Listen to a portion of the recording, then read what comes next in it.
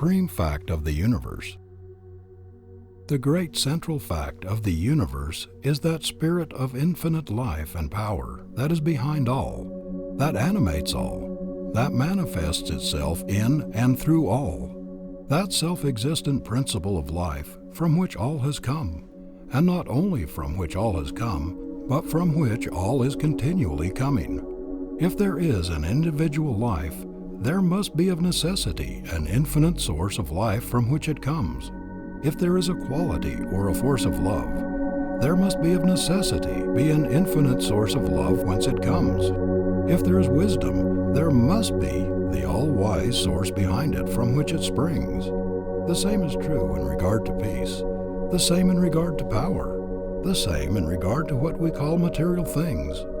There is, then, this spirit of infinite life and power, behind all which is the source of all. This infinite power is creating, working, ruling through the agency of great immutable laws and forces that run through all the universe, that surround us on every side.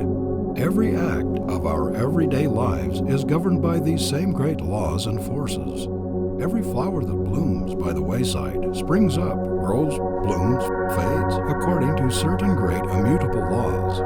Every snowflake that plays between earth and heaven forms, falls, melts, according to certain great unchangeable laws. In a sense, there is nothing in all the great universe but law. If this is true, there must of necessity be a force behind it all that is the maker of these laws, and a force greater than the laws that are made. This spirit of infinite life and power that is behind all is what I call God. I do not care what term you may use, be it kindly light, providence, the oversoul, omnipotence, or whatever term may be most convenient. I care not what the term may be as long as we are agreed in regard to the great central fact itself.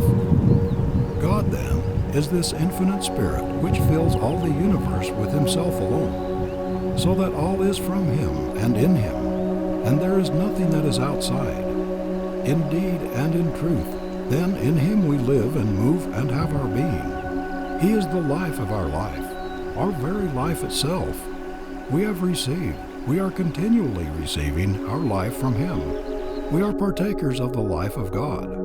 And though we differ from him in that we are individualized spirits, while he is the infinite spirit, including us as well as all else beside, yet in essence the life of God and the life of man are identically the same, and so are one. They differ not in essence, in quality, they differ in degree.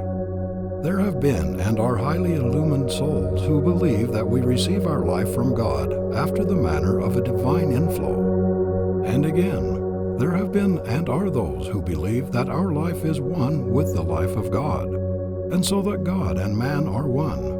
Which is right? Both are right. Both right when rightly understood.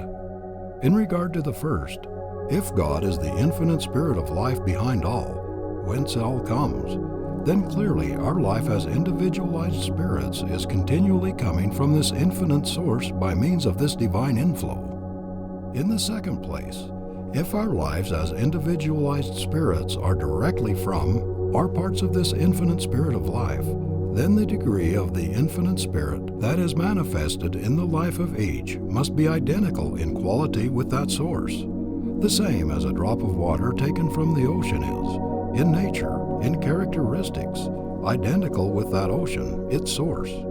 And how could it be otherwise? The liability to misunderstanding in this latter case, however, is this, in that although the life of God and the life of man in essence are identically the same, the life of God so far transcends the life of individual man that it includes all else beside. In other words, so far as the quality of life is concerned, in essence they are the same. So far as the degree of life is concerned, they are vastly different. In this light, is it not then evident that both conceptions are true? And more, that they are one and the same? Both conceptions may be typified by one and the same illustration. There is a reservoir in a valley which receives its supply from an inexhaustible reservoir on the mountainside. It is then true that the reservoir in the valley receives its supply by virtue of the inflow of water from the larger reservoir on the mountainside. It is also true that the water in the smaller reservoir is in nature, in quality, in characteristics identically the same as that in the larger reservoir which is its source. The difference, however, is this. The reservoir on the mountainside, in the amount of its water, so far transcends the reservoir in the valley that it can supply innumerable number of like reservoirs and still be unexhausted. And so, in the life of man, if, as I think we have already agreed, however we may differ in regard to anything else, there is this infinite spirit of life behind all, the life of all, and so, from which all comes, then the life of individual man, your life and mine, must come by a divine flow from this infinite source. And if this is true, then the life that comes by this inflow to man is necessarily the same in essence as is the infinite spirit of life. There is a difference. It is not a difference in essence. It is a difference in degree. If this is true, does it not then follow that in the degree that man opens himself to this divine inflow does he approach to God? If so, it then necessarily flows in that degree that he makes this approach does he take on the God powers. And if the God powers are without limit, does it not then follow that the only limitations man has are the limitations he sets to himself by virtue of not knowing himself?